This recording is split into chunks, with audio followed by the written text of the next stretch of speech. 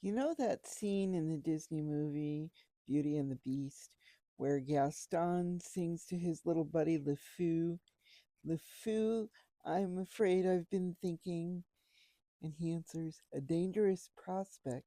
I know.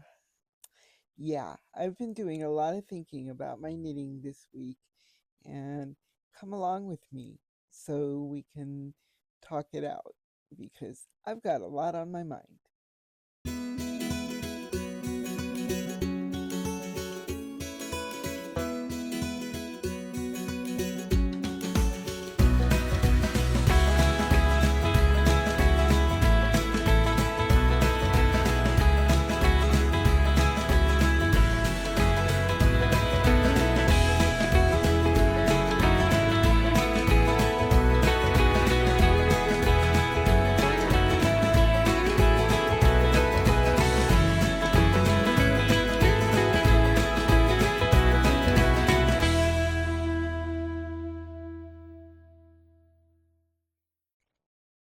Well, hello.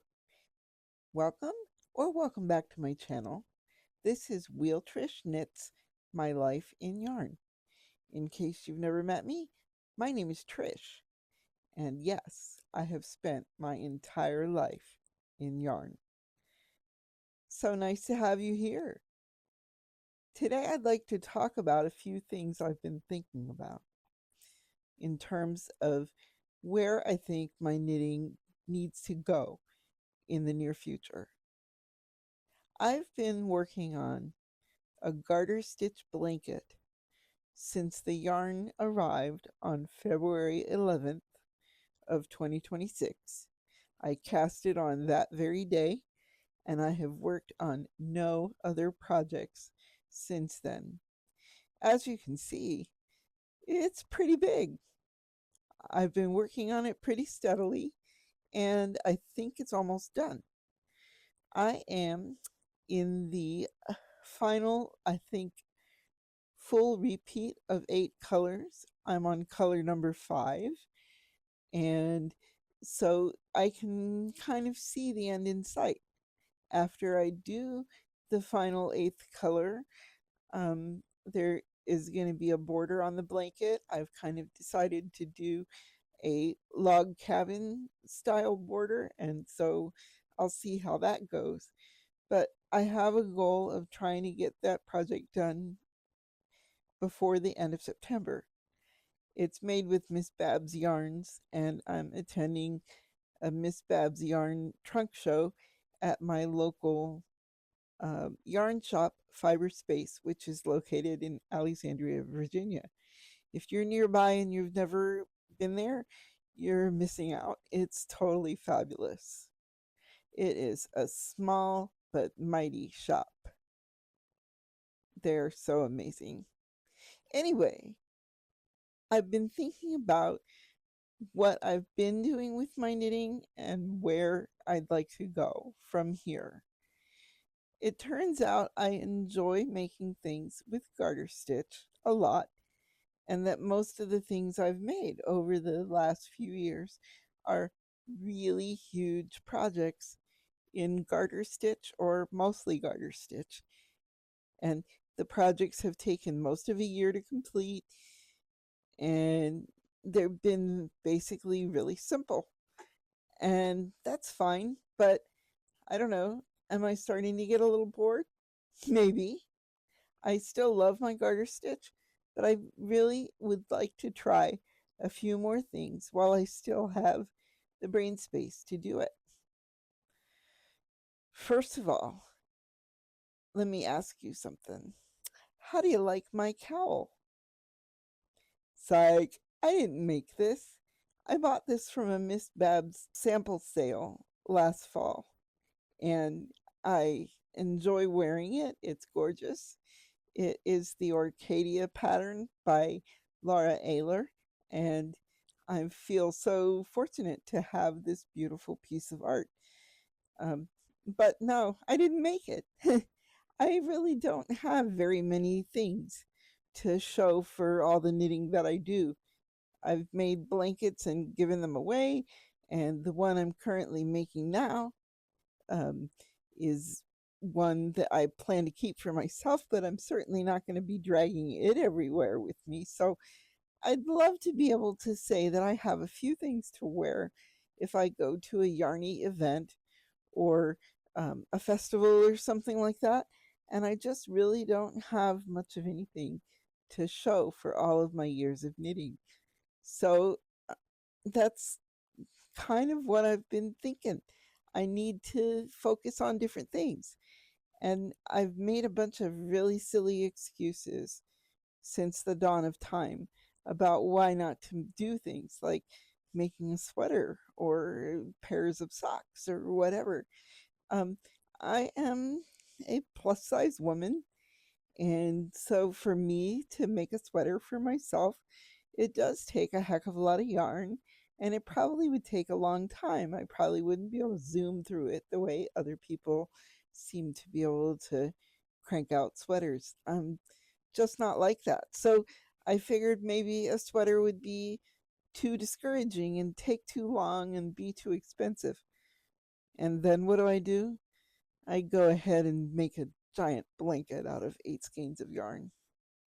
Tell me how that makes sense. Obviously, any sweater I make, even on me, would be much smaller than this giant blanket. So I think it's time that I just decide to go ahead and do it. I really should. And so, yeah, this year I'm going to cast on a sweater. Can't promise I'll finish it this year, but I would like to cast one on. And I've got a couple of simple looking sweaters in mind that I am deciding between. The first one is the Step by Step sweater by Florence Miller, which is really a sweater class, if you will. And so maybe that's probably a good place to start because it is a fairly simple design and um, it is very detailed in how she basically walks you through the whole process of making the sweater. But the other one I'm looking at is 1999 by Jen Geigley. That's a fairly simple pattern too, and she's done it with all these really crazy stripes because it reminded her of a sweater that she saw at the Gap, I think, in the late 90s. And it's just really gorgeous. I have a huge basket of Miss Babs Yowza yarn skeins that I could certainly make a stripy, scrappy sweater out of. Um, I could use either the Florence Miller pattern to do it, or perhaps the Jen Geigley one. I haven't read Jen's pattern yet, but I will. Um, and I'll figure out which one I want to do. Um, I had bought a million mini skeins of Miss Babs Yowza a couple of years ago when I made a baby blanket for my coworker. I only used 9 colors in the blanket, but because I couldn't decide which colors I wanted to use, I think I bought 25 balls. And Yowza is an extra large skein as a put up, so the quote unquote mini skeins of Yowza are 200 yards. So it is a huge amount of yarn. Even my leftovers from that blanket are quite sizable, and certainly enough to make a giant stripy sweater, regardless of what pattern I use. So I think I'm just going to do that because I owe it to myself to figure this out. The other thing I really haven't made much of is socks. I've only made one pair of completed socks in the entire time I've been knitting, even though I have buckets and buckets of sock yarn that I haven't touched. Now, when I bought the sock yarn, I thought to myself that I probably would only make scarves or shawls out of it. And most of it I haven't. And so I might as well make socks, right? But I've never done it really before, except for one pair of toe-up socks with a short row heel that doesn't really fit me very well. I know there are some things I could do um, to make it fit better. I have a really high instep, and I've read up on different ways of dealing with that. And I think if I were to make another sock toe up uh, with a short row heel, I would modify um, what I do when I get to the part of the sock that goes around my instep. I think a few rounds of increases to that area of the foot would do a lot of good toward fixing the problem that I have. But I've never been interested in making top down socks until now. All of a sudden, I really want to learn how to make top down socks. And there are two really amazing tutorials that I would like to try. One is by Summer Lee, the I'm So Basic sock, where she literally walks you through it from one end to the other, and including changing colors for the heels and toes and cuffs. And these basic socks are just so adorable. So why not? I might as well try it, right? But also, there's the series of tutorials by Kay Litton, the crazy sock lady. And the other day, during my lunch hour from work, I sat and watched one of her sock tutorials. I watched the one about 9-inch circulars because knitting a sock on 9-inch circulars sounds kind of intriguing to me. I would probably switch to Magic Loop for doing the heel and also the toe. But for the large sections of the sock where I would just kind of be zooming around and around and around, it sounds really enticing to me to be able to just keep going around and around and around without having to stop like on Magic Loop and readjust my needles around. Um, so we'll see how that goes. I've picked out skeins of Miss Bab's Tart for doing a pair of socks. Of course, the colors I chose are purplish, so why not have my first hopefully successful pair of top down socks be in colors that I really love, because that's just going to be an incentive to get them done, right? So yeah, hopefully by the end of this year, maybe I will have completed at least one pair of socks, and I hope I figure out that I enjoy doing it, because then I could just always have a sock on hand the way a lot of other people do, and have a few more.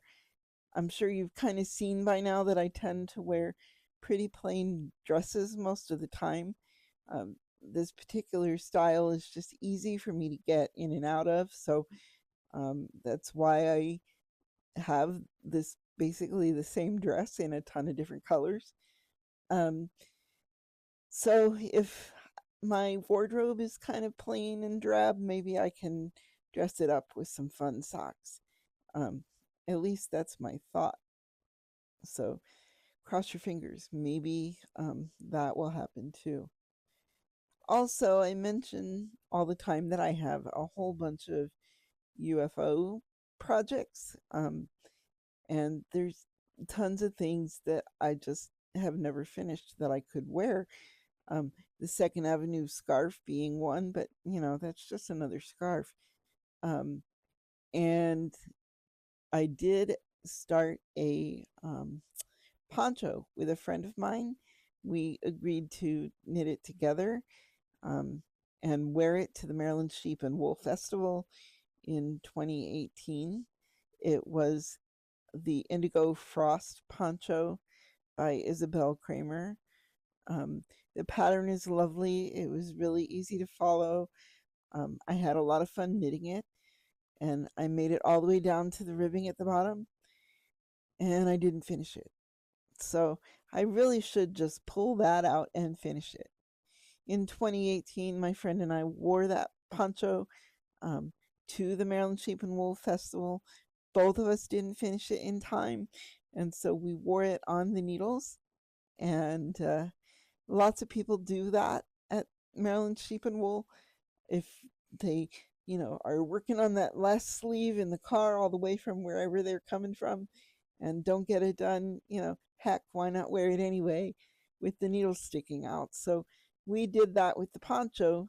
But then after that day was over, I kind of put the poncho away and didn't really do anything else with it. Well, I got a little further down and got to the ribbing, but then I just got bored of doing ribbing around and around and around, and I stopped. So I literally probably have what, an inch left to do, and I didn't do it. So why not? I really need to get going again on that project. So sweaters and socks and maybe some accessories. I used to really love knitting hats when I first started knitting in earnest. Hats in the round on circular needles were the very first projects I ever made.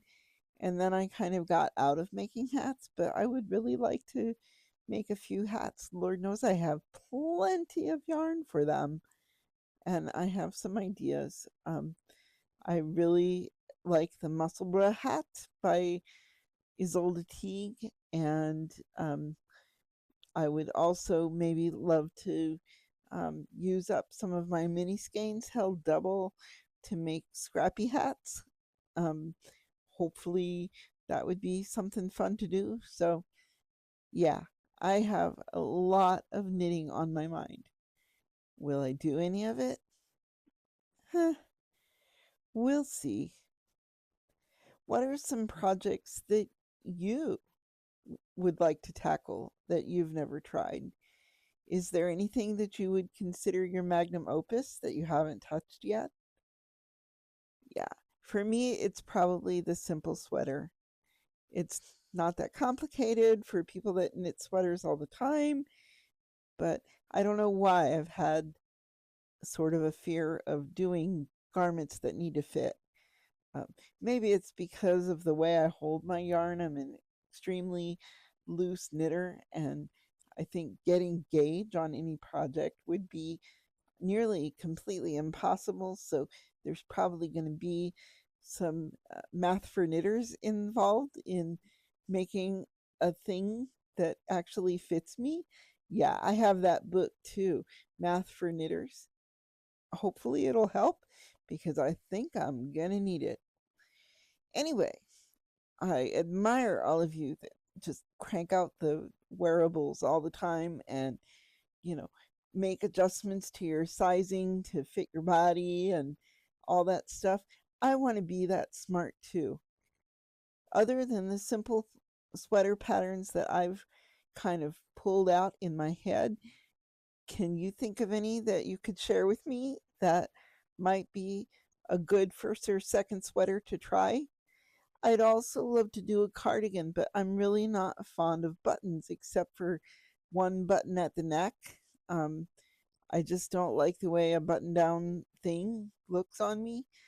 Um, so luckily, I have a bunch of pedestal buttons from Jewel Designs, which a pedestal button is a button with like a screw on the back of it. Instead of sewing it on, you poke it through the fabric and screw the backing onto the button.